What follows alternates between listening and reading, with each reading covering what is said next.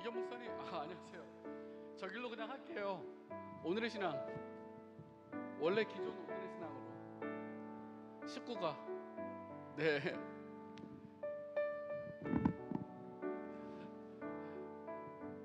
선생님 가까이 오세요.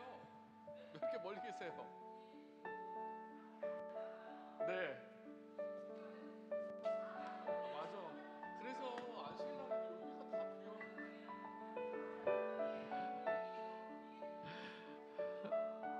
네, 알겠습니다, 시사님. 감사합니다. 자, 네, 네, 여러분 안녕하세요. 무더위가 조금 가시고 비가 내려서 조금 시원한 그러한 수요일입니다. 제자훈련반에 참여하신 여러분을 진심으로 환영합니다. 또 본당에 오프라인으로 또 온라인으로 참여하시는 모든 분들을 환영하며 또 하나님의 은혜와 축복이 함께 하시길 간절히 바랍니다. 우리 묵상기도 하시고 기초 성경 공부 말씀 향기 19가 오늘 공부하도록 하겠습니다.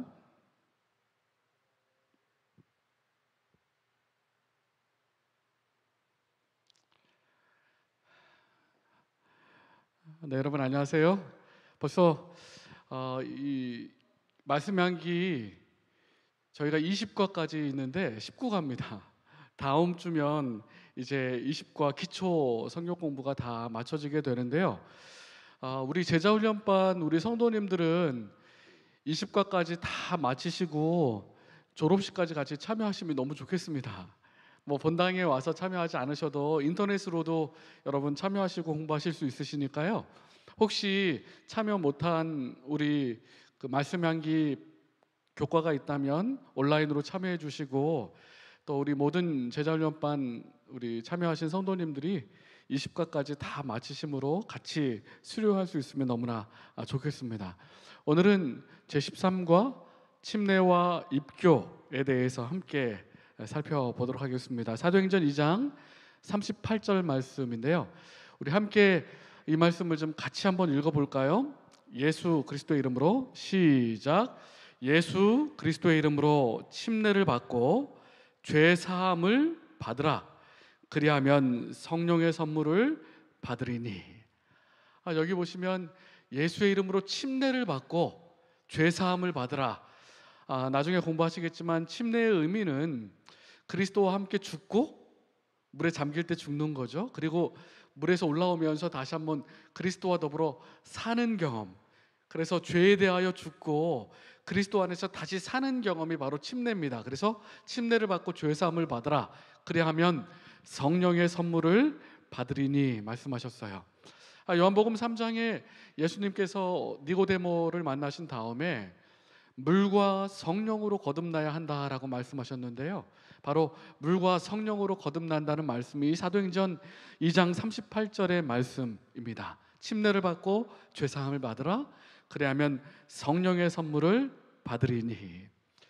그런데 오늘날 기독교 내에서 사실 이 침례, 오늘 배우시게 될 이 침례에 대하여 다르게 가르치고 또 다른 방식으로 진행하는 교단도 많이 있습니다. 어떤 방식이죠? 침례 말고 세례.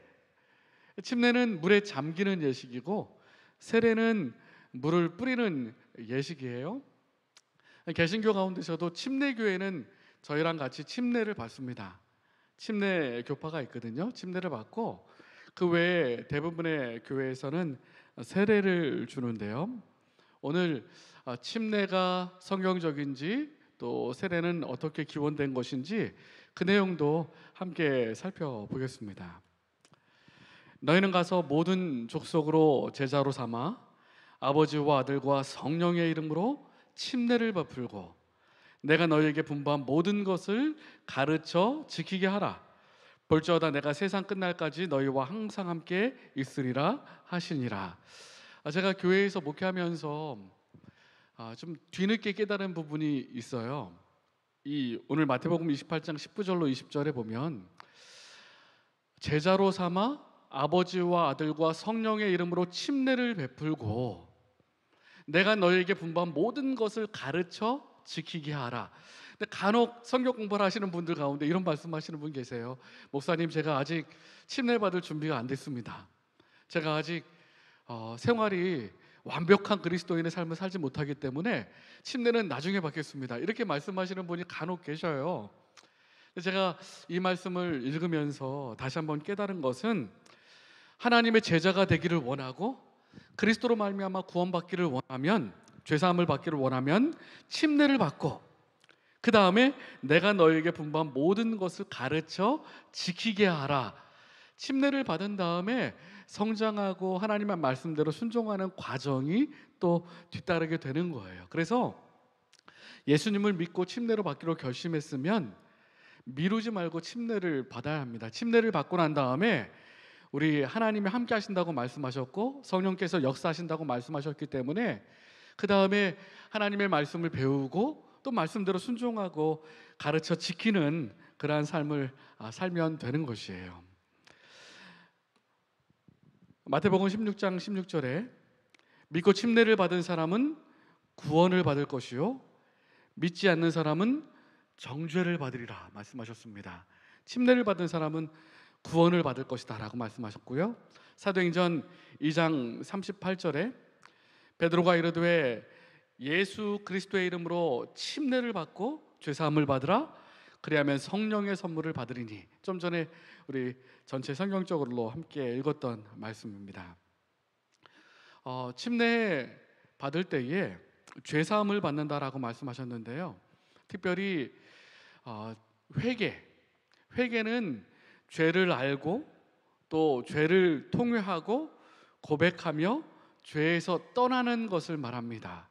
우리 마음 가운데 하나님께서 성령님께서 은혜를 베풀어 주시고 회개할 마음을 선물로 주세요. 그리고 회개하기로 결심하고 예수님을 믿기로 결심하면 이제 죄를 고백하고 침례를 받는 것입니다.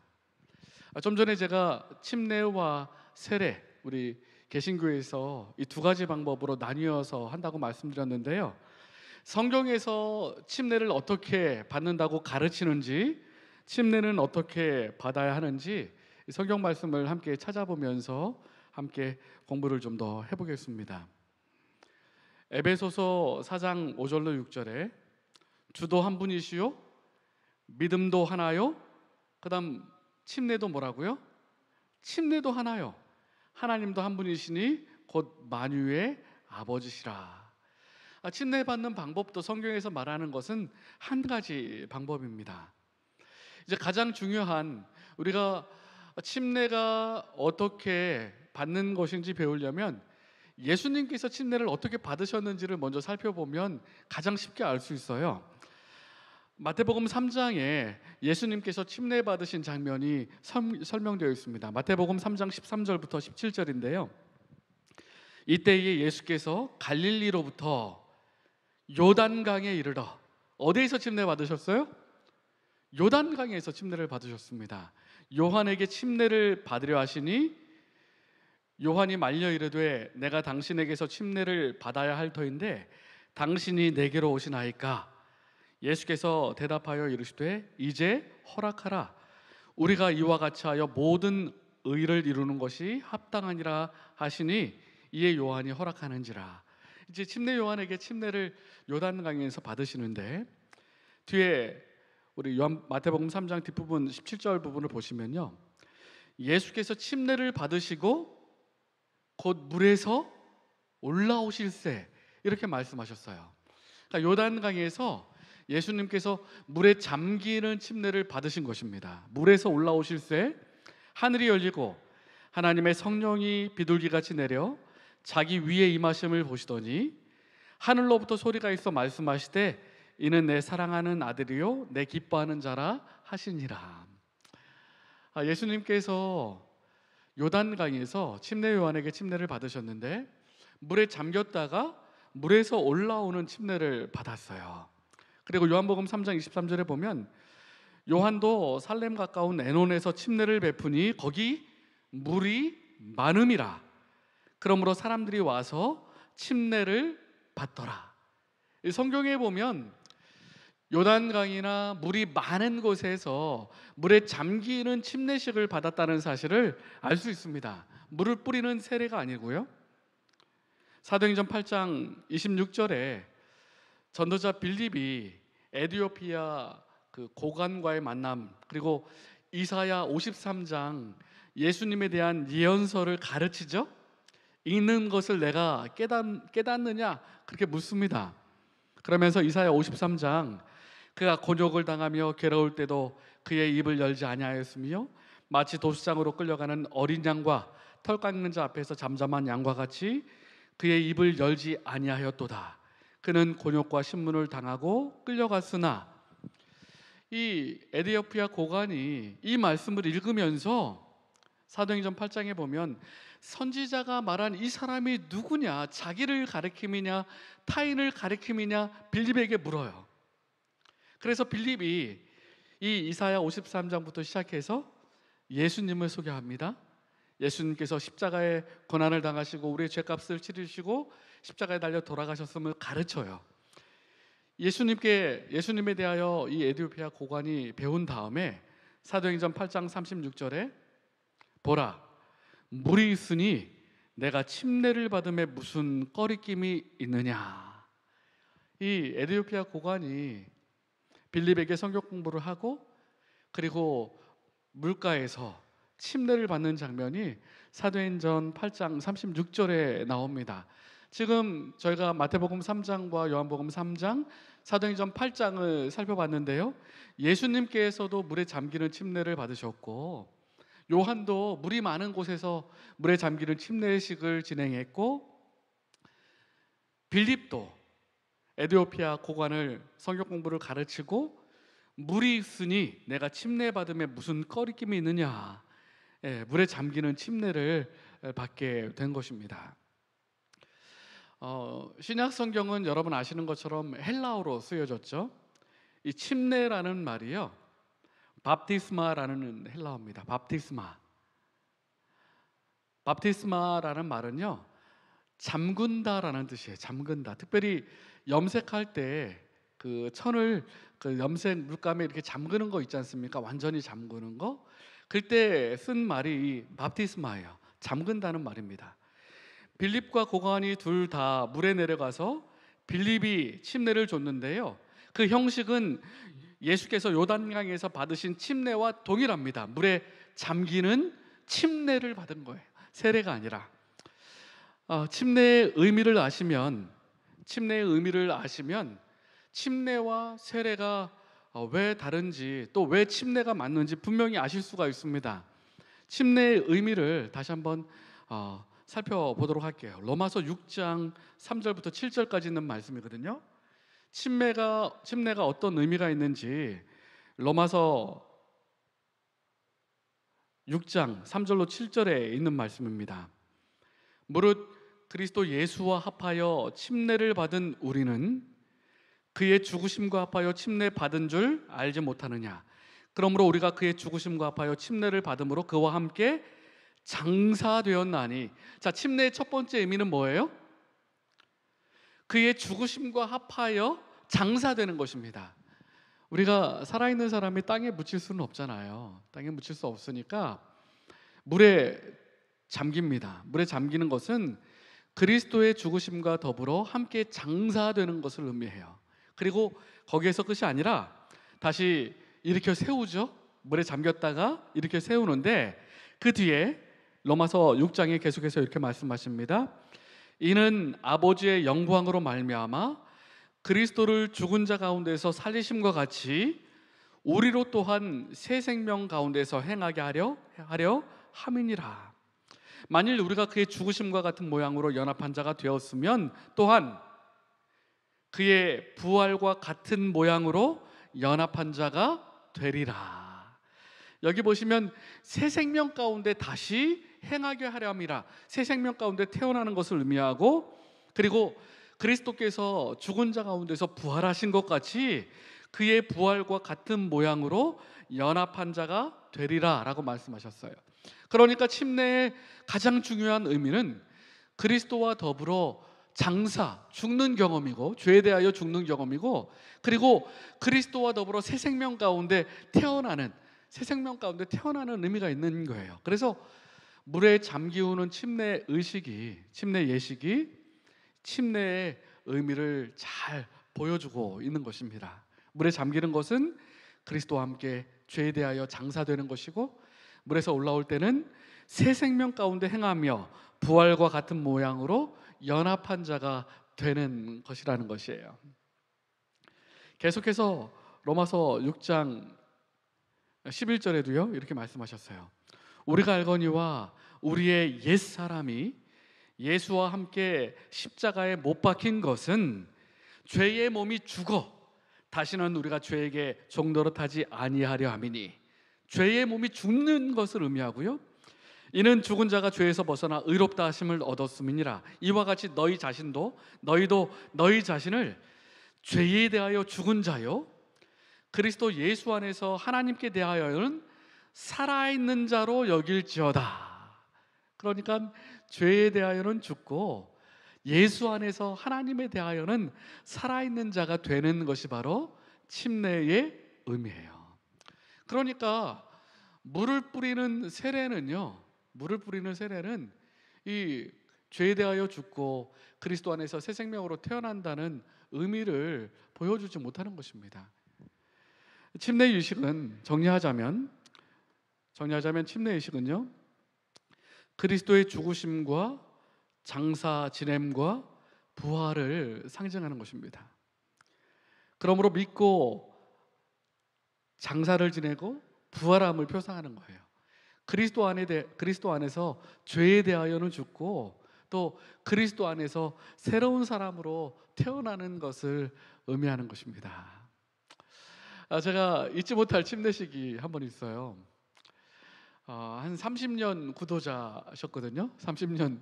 아내분은 아주 신실한 우리 교회 집사님이셨는데 남편분이 공무원 공직에 계시면서 또 직장 생활하시면서 30년 동안 전도회도 오시고 교회랑은 밀접한 그 교제를 나누셨지만 침례 결심을 못 하신 거예요. 30년 동안. 제가 그 교회 발령을 났는데 집사님이 저한테 손을 잡고 목사님 때 제발 침례 받을 수 있도록 도와주십시오. 제 남편이 침례 받고 하나님의 교회의 집사로 봉사하는 게 제 소원입니다. 이렇게 알려주셨어요. 제가 그분을 방문하고 성경 공부를 가르치고, 이분 침례 결심하기가 정말 쉽지는 않았는데요, 이분이 침례 결심을 하셨습니다.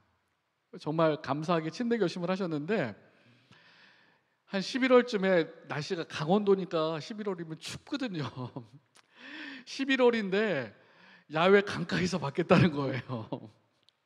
이분 한 분이신데, 물론 우리 교회도 침례탕이 있잖아요. 실내 침례탕이 있으면 물을 끓여서 따뜻하게 해서 침례식을 진행하면 되는데 계곡 아주 찬 강가에서 침례를 11월 달에 받는다고 하시는 겁니다.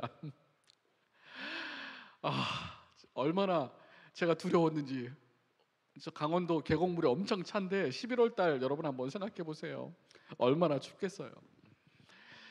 교회에서 가마솥, 이렇게 큰 가마솥을 가지고 가가지고 가마솥에 물을 끓였어요. 왜냐하면 물에 들어갔다 나오면 추우니까 벌벌 떨까봐 이제 따뜻한 물로 좀 몸을 녹이고 또 옷을 갈아입을 수 있도록 이제 버너랑 가마솥 2개랑 그리고 따뜻하게 뭘 먹을 수 있도록 또 차도 따뜻하게 끓이고 갔어요. 우리 집사님들 다 추워가지고 두꺼운 옷을 입고, 제가 물가에 들어갔는데 정말 심장이 멎을 정도로 차더라고요. 너무 차가지고 사진에 보면 정말 얼굴이 사색이 됐어요, 제가.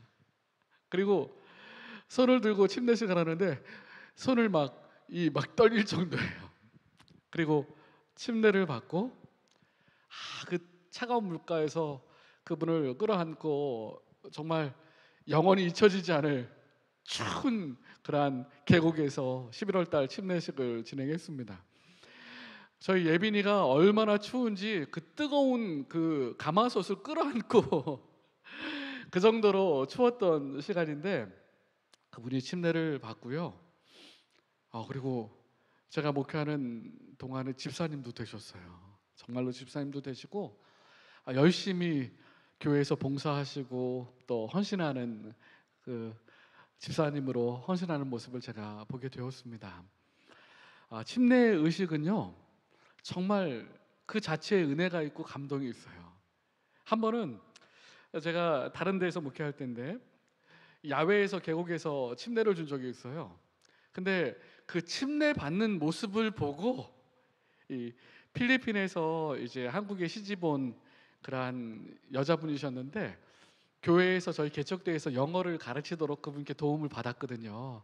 안식일날 와서 영어를 가르쳐 주시고 하시던 분인데 침례 받는 거 보고 본인도 침례를 받기를 원한다는 거예요. 침례 받기로 결심을 하고 저랑 성경 공부하고 거기도 11월 달 추운 날 혼자 계곡에서 침례를 받았어요. 그래서 두 번 11월 달 추운 그러한 시절 계곡에서 침례식을 진행한 적이 있는데 근데 침례식 자체에 감동이 있어요. 하나님을 믿고 결심하고 한 영혼이 죄에 대하여 죽고 그리스도 안에서 다시 사는 경험. 아기가 태어나면 경이롭잖아요. 그리고 너무 신비롭고 그리고 너무 행복하고 기쁘고 마찬가지로 새 영혼이 그리스도 안에서 새로운 생명으로 태어나는 그 과정 가운데 하나님의 놀라운 은혜와 축복이 있습니다. 우리 제자훈련반에 참여하신 모든 분들도 아마 침례 받으신 지 어떤 분은 30년, 40년 되신 분도 계실 거고 또 10년, 20년 되신 분도 계실 텐데요. 우리 침례 받을 때에 그 믿음과 열정, 또 헌신, 하나님을 향한 사랑들을 다시 한번 기억해 보면 너무나 좋겠습니다. 침례 받은 자가 그 후에 어떠한 삶을 살아야 하는지, 침례 받은 자의 새 생활, 우리 성경에서 말하는 침례 받은 후 우리가 어떤 삶을 살아야 하는지를 좀 살펴보겠습니다. 침례는 거듭남의 경험이에요. 거듭남, 다시 태어나는 의미잖아요. 죄에 대하여는 죽고 그리스도 안에서 다시 태어나는 경험 상징인데요. 침례 받은 후의 생활은 그전 생활과는 달라야 합니다. 왜냐하면 옛사람은 죽고 새 사람이 되었으므로 마땅히 새 생활을 해야 되는데요. 오늘 골로새서 3장에는 침례 받은 후 우리가 새 삶, 새 생활을 어떻게 해야 할지 이렇게 말씀하십니다. 너희가 그리스도와 함께 다시 살리심을 받았으면, 죄에 대하여 죽고 다시 살리심을 받았으면 위의 것을 찾으라. 성경에는 비유적으로 위의 것, 하늘, 땅, 세상의 것 이렇게 말씀하시잖아요. 위의 것은 하늘 혹은 영적인 것, 또 하나님께서 주신 정결한 것, 이런 것을 찾으라는 것입니다. 위의 것을 생각하고 땅의 것을 생각하지 말라. 땅의 것은 세상적인 것, 세상적인 욕심, 세상적인 욕망, 이런 것을 생각하지 말라는 것이에요. 이제는 너희가 이 모든 것을 벗어버리라. 곧 분함과 노여움과 악의와 비방과 너희 입에 부끄러운 말이라. 너희가 서로 거짓말을 하지 말라. 옛사람과 그 행위를 벗어버리고 새 사람을 입었나니. 오늘 이 골로새서 3장에 보면 땅의 것을 버리라, 생각하지 마라 말씀하셨는데, 이 땅의 것은 분함과 노여움, 악의와 비방, 너희 입에 부끄러운 말, 욕하고 저주하고 또 기만하고 속이고 이런 말, 거짓말 하지 말라. 옛사람의 행위인데 그것은 벗어버리고 새 사람을 입으라, 그렇게 말씀하셨어요. 그리고 골로새서 3장 12절로 14절에 그러므로 너희는 하나님의 택하사 거룩하고 사랑받는 자처럼 긍휼과 자비와 겸손과 온유와 오래 참음을 옷 입고, 누가 누구에게 불만이 있거든 서로 용납하여 피차 용서하되 주께서 너희를 용서하신 것 같이 너희도 그리하고 이 모든 것 위에 사랑을 더하라. 이는 온전하게 매는 뜻이라. 저희가 분냄과 화냄과 또 속임과 거짓말과 이런 것은 옛사람 벗어버리라라고 말씀하셨고 새 사람을 입으라고 말씀하셨는데, 그것은 여기 나오고 있죠. 긍휼과 자비와 겸손과 온유와 오래 참음과 용서, 사랑, 이 성령의 열매, 갈라디아 5장에 말씀하신 것처럼 이 성령의 열매를 맺어야 한다. 새 사람으로 그렇게 말씀하고 있어요. 침례를 받은 다음에 물론 한 번에 이렇게 바뀌지 않아요. 침례를 받는다고 해서 옛사람이 완전히 사라지고 새 사람으로 완전히 변화되는 것은 아닙니다. 하지만 침례받을 때 결심을 생각하면서 오늘 골로새서 3장 14절에도 나와 있지만 오래 참고 온유한 마음을 갖고 용서하고 사랑하려고 노력해야 돼요. 그리고 하나님께 그러한 마음을 주시도록 기도해야 합니다. 그럴 때 하나님께서 점점 자라게 하세요. 성장하게 하세요. 디모데전서 2장 9절로 10절에도 여자들도 단정하게 옷을 입으며 소박함과 정결로서 자기를 단장하고 따은 머리와 금이나 진주나 값진 옷으로 하지 말고 오직 선행으로 하기를 원하노라. 이것이 하나님을 경외한다 하는 자들에게 마땅한 것이니라 말씀하셨어요.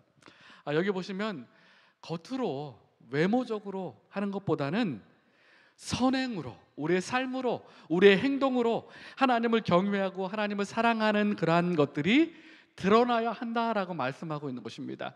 우리가 침례를 받고 새 사람이 되면 우리의 삶이 이렇게 그리스도를 사랑하는 사람으로, 그리스도인으로 하나님을 경외하는 사람들로 변해야 한다라고 말씀하고 있는 것이에요.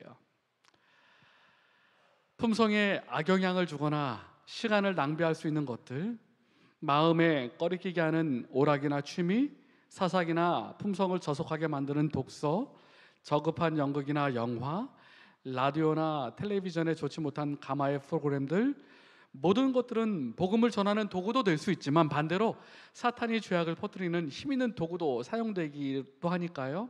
우리가 침례받은 다음에 새 사람으로 구별된 삶을 살기 위해서 삶 가운데에서 구별하고 선택하고 나눌 필요가 있어요. 저희가 지난주 우리 18과에 그리스도인 생활에 대해서 배웠습니다.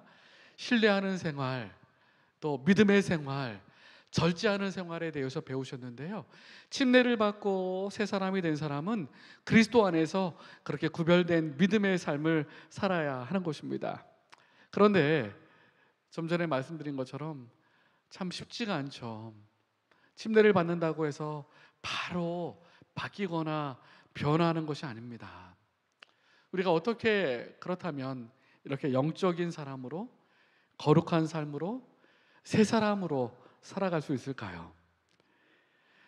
갈라디아 2장 20절 말씀입니다. 여러분 너무나 잘 아시고 또 암송하는 말씀이잖아요. 우리 함께 좀 읽어볼까요? 내가 그리스도와, 시작. 내가 그리스도와 함께 십자가에 못 박혔나니 그런즉 이제는 내가 사는 것이 아니요 오직 내 안에 그리스도께서 사시는 것이라. 이제 내가 육체 가운데 사는 것은 나를 사랑하사 나를 위하여 자기 자신을 버리신 하나님의 아들을 믿는 믿음 안에서 사는 것이라. 제가 지난 성만찬 예식 때도 이 말씀을 한번 드린 기억이 있는데, 물론 회심의 경험은 반복되고 여러 번 우리 삶 가운데에서 경험되지만 제가 처음 잊지 못할 회심을 경험했을 때가 있습니다. 중학교 다닐 때 성만찬 예식, 학교에서 진행하는 성만찬 예식에서 제가 정말 이게 회심이구나, 이게 회개구나라는 사실을 경험한 적이 있는데요. 성만찬 예식을 하는데 아마 중학교 1학년 때였던 것 같아요. 아무것도 모르고 이제 서울삼육중학교 갔을 때인데, 그때는 학교 등교 안식일이 있었어요. 전교생이 다 학교에 가야 됩니다. 이 한 달에 한 번 정도 혹은 두 달에 한 번 정도는 전교생 등교 안식일이 있어서 이제 전부 다 학교에 가는데, 그 안식일 성만찬 예식이 있었던 거예요. 성만찬 예식을 하는데 예수님께서 십자가에 달리시고 이 성만찬이 예수님의 찢기신 살과 피를 상징하고 의미한다는 사실을 가르쳐 주시고, 또 저희를 가르쳐 주셨던 선생님들과 사모님들이 이제 학교 교인 집사님이시니까요, 나와서 성만찬 예식 정말 뭐랄까요, 엄숙하게 경건하게 예식을 진행하시는데, 사실은 학생들이 뭘 알겠어요. 막 떠들고 막 시끄럽고 잔을 나누면 많이 잔이 떨어져 갖고 땡글땡글 떨어지는 소리가 막 나고 너무나 혼잡한 시간이었어요. 성만찬 예식을 진행하는데 제 기억에는 너무나 시끄럽고 혼잡한 예식이었습니다. 하지만 우리 집사님들, 선생님들은 정말 경건하게, 정말 엄숙하게 이 성만찬 예식을 진행하고 계셨어요. 그런데 제가 뒤에 앉아 있으면서 정말로 예수님께서 날 위해 돌아가셨구나, 그리고 예수님의 십자가의 보혈로 내가 생명을 얻었구나 라는 사실을 마음속 깊이 깨달으면서 그렇게 혼란하고 그렇게 시끄러운데도 정말 눈물이 막 쏟아지는 거예요. 눈물이 터져나오는 거예요. 옆에 있는 친구들이 왜 그래 왜 그래 왜 그래 이렇게 할 정도로 뭐 그래도 아무 소리도 들어오지 않아요. 눈물이 계속 나면서 정말 예수님의 놀라운 사랑이 얼마나 큰지를, 이 성만찬 예식의 십자가의 큰 사랑을 좀 많이 깨닫고 경험했어요.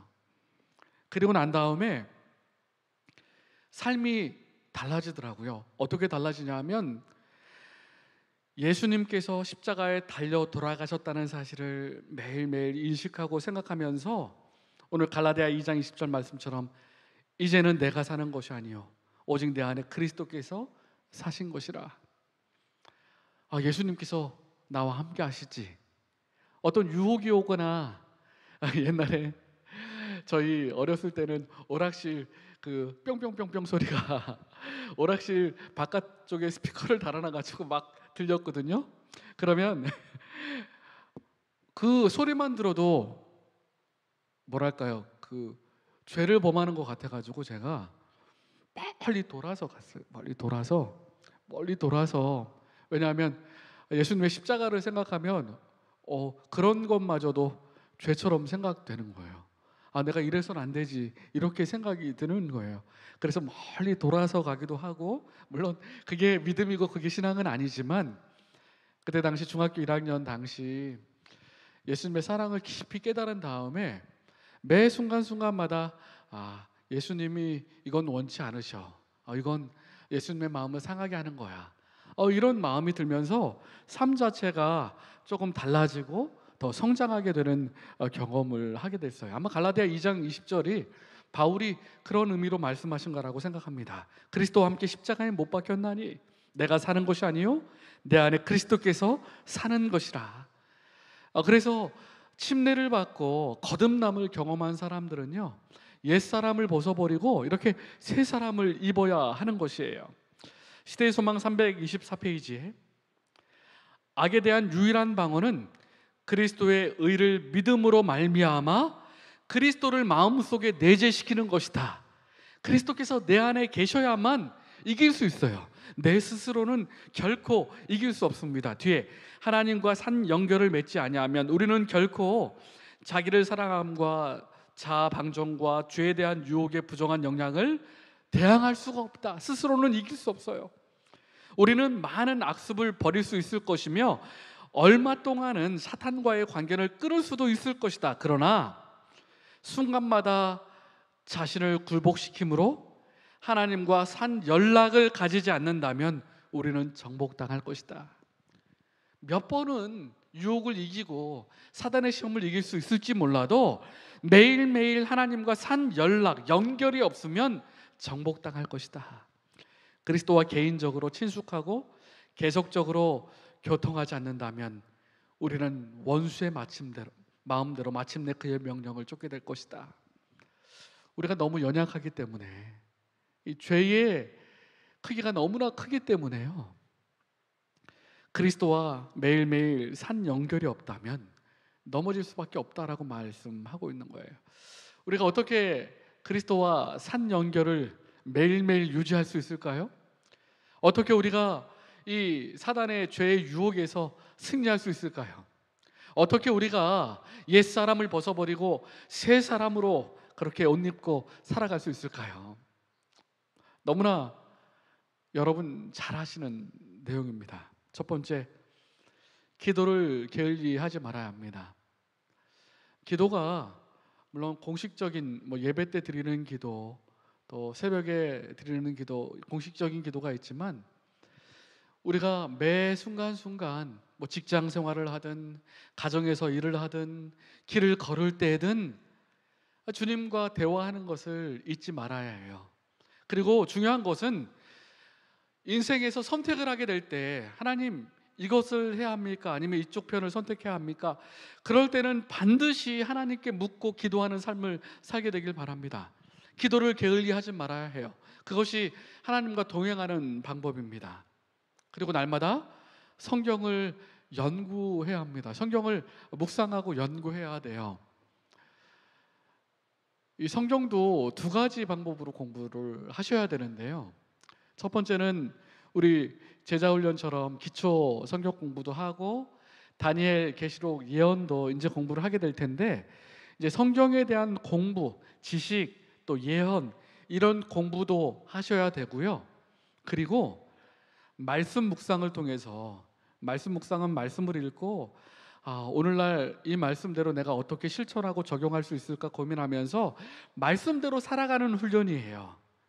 그러니까 이 성경 연구라는 게 이 두 가지가 다 포함되어야 합니다. 우리 삶 가운데 공부하는 것, 교과 공부하듯이 공부하는 것뿐만 아니라 말씀을 적용하고 실천하는 말씀 묵상도 반드시 해야 돼요.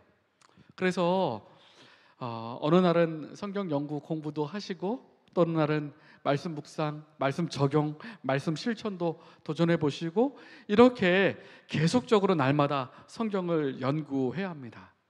그리고 그리스도에게 받은 은혜를 나누어 주어야 해요. 나만 가지고 있으면 그 은혜는 자라나지 않습니다. 나누어 줄 때에 더 큰 축복이 있어요. 그리고 중요한 교회의 집회에 부지런히 참석해야 합니다. 열심을 가지고 참석해야 해요. 사도행전에 보면 예수님의 제자들과 또 사도들이 성령을 받을 때 모습을 보면요, 함께 무리가 모여 기도할 때 성령을 받았어요. 함께 모여서 함께 하나님께 예배하고 또 하나님의 말씀을 듣고 말씀을 위하여, 말씀을 전하기 위하여 나아갈 때에 하나님의 성령이 역사하고 하나님의 능력이 역사했던 것입니다.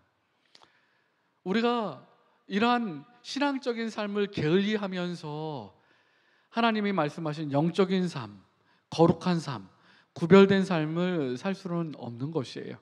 기도와 말씀 연구, 은혜를 나누는 삶, 그리고 교회의 집회에 열심히 참석하는 삶. 우리 제자훈련반 우리 성도님들, 우리 저녁 집회, 또 안식일 예배, 또 여러 사경회나 장막부흥회나 기도주일이나 교회 다양한 집회들이 있잖아요. 힘들고 불편하더라도 주님의 성전에서 함께 모여서 예배드리는 것, 그것도 영적인 훈련, 제자 훈련이라고 생각하시고 반드시 함께 참석해 주시면 너무나 좋겠습니다. 그럴 때에 영적으로 자라나고 성장하는 것을 경험할 수 있어요.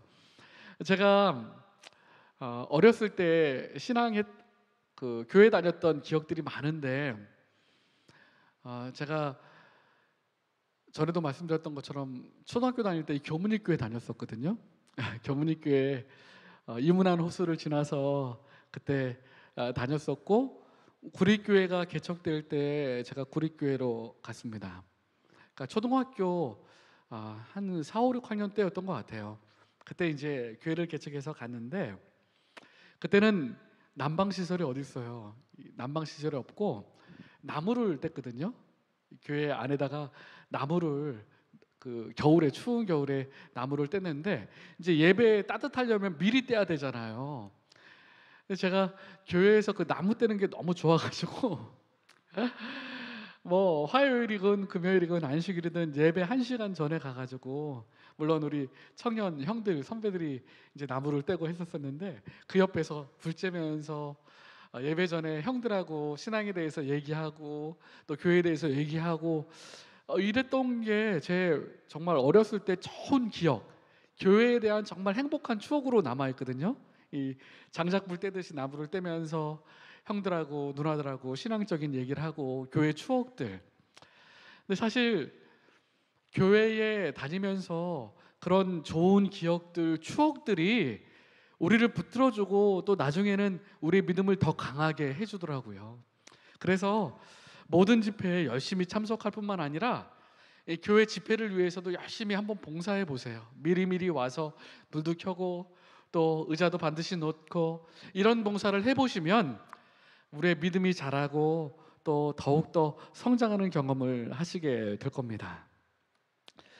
진리에 관한 확실한 깨달음을 얻었으면 진리에 순종하기로 결심해야 합니다. 그리고 침례를 받고 교회에 입교하는 것입니다. 입교하는 것은 하나님의 큰 군대에 가담하는 것입니다. 교회에 이제 입교하게 되면 농명책의 이름을 기록하게 되잖아요. 하나님의 군대, 복음을 전하는 그러한 무리에 함께 하는 것입니다. 교회 보내는 권면 이권 529페이지에 그리스도께서는 침례를 당신의 영적 왕국에 들어가는 표로 삼으셨다. 거듭남의 표. 그리고 베드로전서 3장 21절에 물은 예수 그리스도께서 부활하심으로 말미암아 이제 저희를 구원하는 편이 곧 침례라. 여러분, 우리 교회의 구도자들 위하여 기도해 주시고요. 그리고 침례식이 있을 때마다 우리 새로 태어난 영혼들이 믿음 안에 영적인 새 사람으로 승리하는 삶을 살 수 있도록 여러분 기도해 주시기 바랍니다.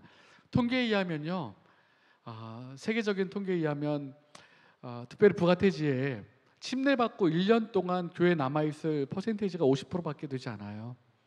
그리고 대부분 기독교는 20%밖에 안 됩니다. 침례받고 교회 일꾼으로 남는 확률이 굉장히 적어요. 그러니까 믿음 안에 하나님의 자녀로 성장하는 일이 쉬운 일은 아니죠. 그렇기 때문에 우리 제자훈련반에 참여하신 우리 모든 성도님들이 한 영혼 한 영혼에 관심을 가져주시고 그들이 교회의 일꾼이 될 수 있도록 격려해 주시고 또 용기를 주시고 붙들어 주셔서 우리 교회에 새로 침례받고 또 주님의 자녀가 된 우리 믿음의 가족들이 믿음 안에 잘 성장할 수 있도록 도와주시고 또 격려해 주시면 너무나 감사하겠습니다. 그리고 이를 위하여 우리 모든 성도님들 함께 기도해 주심으로 우리 교문익교회를 통해서 많은 영혼들이 구원함을 받고 침례를 받고 주님의 자녀로 주님의 일꾼으로 성장할 수 있도록 하나님의 은혜와 축복이 함께 하시기를 간절히 바랍니다. 감사합니다. 함께 기도하고 마치겠습니다. 사랑의 하나님 아버지, 저희도 오늘 말씀 명기 19가를 배웠습니다. 침례의 의미와 또 거듭남의 의미에 대하여 함께 배웠습니다. 우리 침례받은 영혼들 믿음 안에 잘 자랄 수 있도록 도와주시며 또한 영혼을 구원하고 영혼을 주님의 일꾼으로 삼는 그 일에 제자를 삼는 그 일에 우리 모든 제자훈련반 참여하시는 집사님들 함께 동참하며 그 일을 통하여 힘과 용기를 얻을 수 있도록 주님 함께하여 주시옵소서. 계속 진행되는 중보기도반에도 하나님 함께해 주시고 서로를 위하여 함께 기도하며 또한 기도를 통하여 하나님의 능력과 하나님의 역사하심을 함께 체험할 수 있도록 주님 인도하여 주시옵소서.